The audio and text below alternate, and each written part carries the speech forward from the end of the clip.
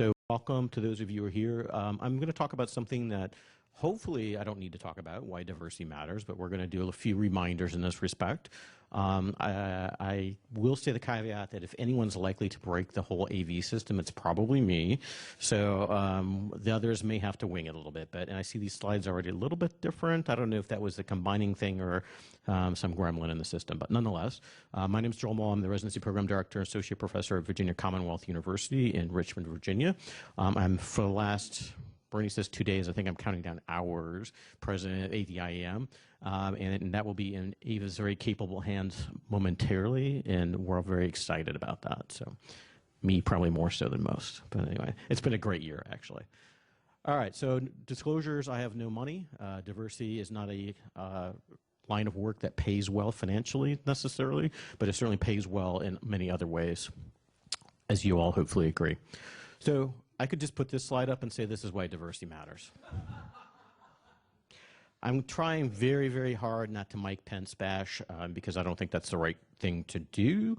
However, let's just say that there are certain agendas that do not agree with the value of diversity, inclusion, and equity and have not made it a priority. So I think I don't have to say that to probably most people in this room.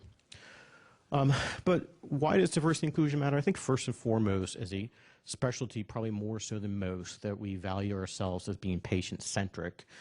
Quality care is equitable care. And I talked about this a little bit last year. This is another picture, another example. This is in Richmond, it was called the Main Street Slave Hospital. So believe it or not, back in the days of the Confederacy, which unfortunately people tie to Richmond was actually pretty progressive and diverse in the sense that they actually had a hospital for slaves prior to the Civil War.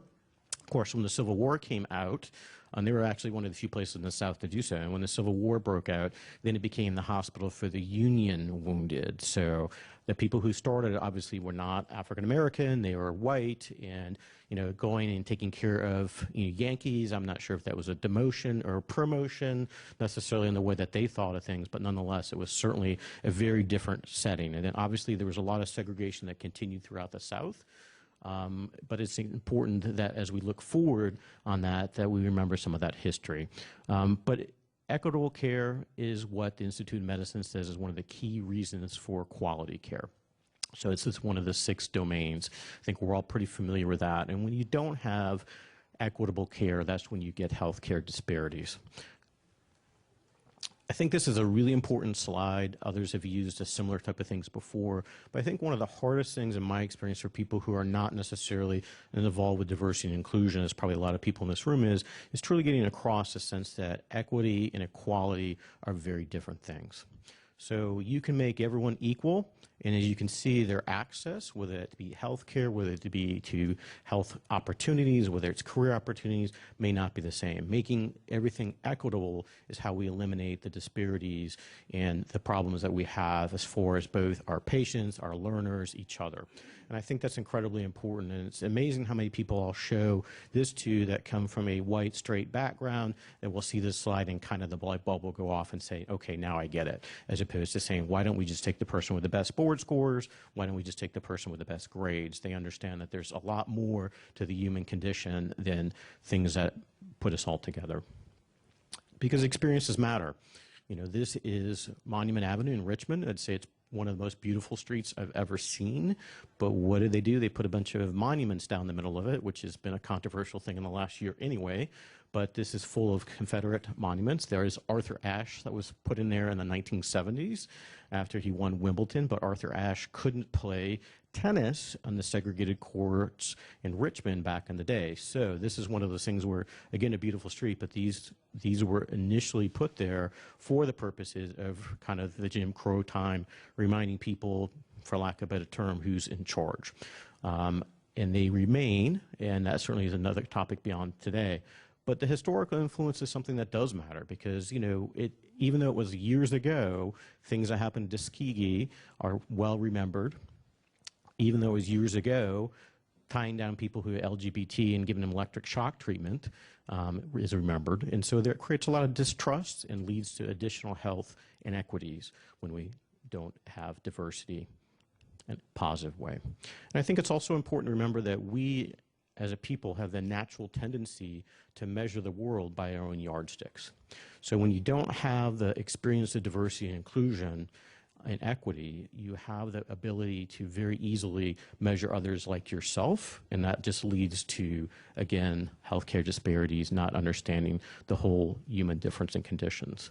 Perfect example, this is a bit of a disturbing picture, but this was the Charlottesville last August, the Unite the Right rally. And this gentleman, who I won't say his name on the left side, gentleman's probably a strong word, ran over one of the counter-protesters and, to her death. The interesting thing for me is this gentleman grew up near Toledo, Ohio, where I grew up. So I got to thinking, what differentiates this? And part of it is this. He grew up in a suburb of Toledo, which is almost all white, right?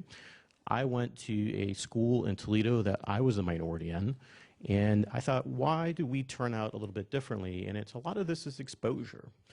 Diversity teaches us, when we're around other people who are different than ourselves, to be more open and accepting the differences that we don't understand.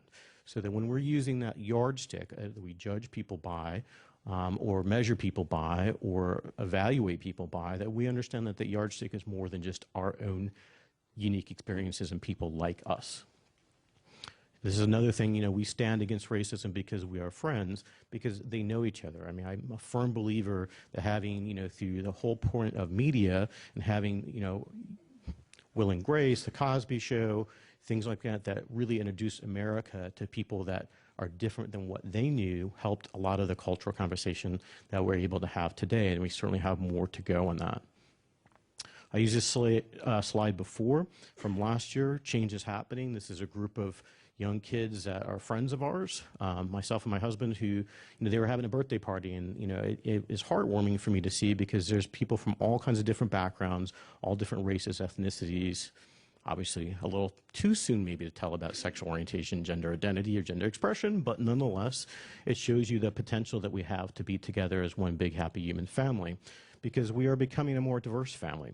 In the next few years, we're already to the point where if you're under the age of 18, white is no longer the minority or the majority, and we're getting to the point where clearly in the next several decades, it's going to be a much more of a less homogenized group. It's going to be a lot of different things. But obviously, that's not always welcome. Some of the backlash that we have seen, I'm personally convinced, is because of some of the progress we have made. But nonetheless, we're dealing with some of this reactionary from people who don't necessarily agree with the value of diversity. And that has led to increased hate crimes and hate groups. And hate by state, if you look at that, it's interesting to see, you look along the South and you think, okay, why doesn't the South have as much hate crime? But, sometimes I think it's depending on where you are at and what your experiences are and what is available for you. But certainly some of these hate groups have set up shop in a few states, no doubt. Nonetheless, it's something that typically the routine thing when you have to deal with the people who are involved in these groups are they have lack of exposure to diversity. They don't get to know each other and value each other and the different talents and things that people can bring to the picture. And training matters, right? So we as physicians tend to be a pretty white, male, relatively privileged group, even in emergency medicine. We'll talk about that. There's been really no significant inroads as much as we would like as far as black male applicants coming into medicine. In fact, if anything, it's been stagnant to even decreasing, despite the fact that we've had a significant explosion in the number of medical schools. And if you look at emergency medicine, so it's interesting ACGME data. If you look at just the percent white, we are the second whitest specialty in the House of Medicine and training, okay? So ortho is number one, probably not a big surprise to a lot of you, but we're number two. This is not something we want to be in the top 10 in, from that standpoint.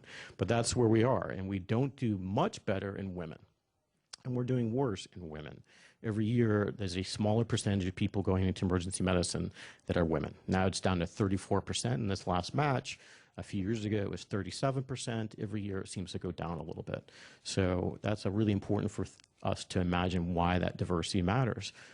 matters because we take care of all kinds of patients on their worst day of their life, and we have to be able to understand them. And one way to understand that is that we have diversity in the training, we have diversity in each other, so that we're around, we understand, we get people and things that we wouldn't otherwise understand.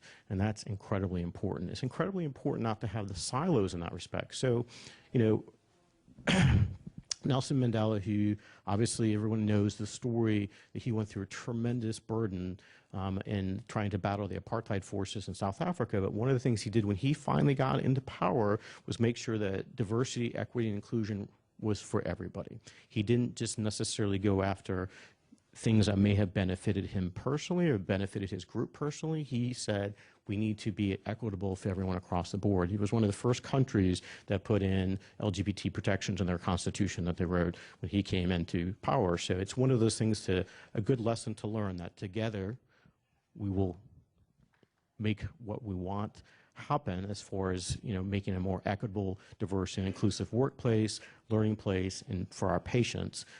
But in individual silos, this will not be successful. And that's what they're hoping on. So my take-home message is a picture of a bunch of my residents.